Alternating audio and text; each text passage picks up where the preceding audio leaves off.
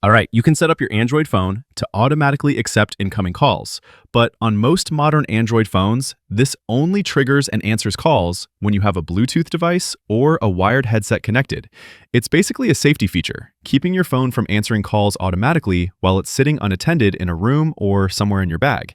But if you want to set this up, we can do it through the phone app. Go to the phone app first, locate those three dots, and go to Settings. Then scroll down to Answering and Ending Calls and toggle on Answer Automatically. You can set a little delay here too. Answer automatically after 2, 5, or 10 seconds, or even set a custom time.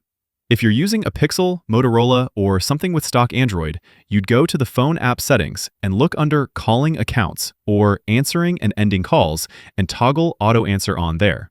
And that is how you set your phone to automatically answer calls on Android. Click that like button if this video helped and subscribe for more. Thanks all.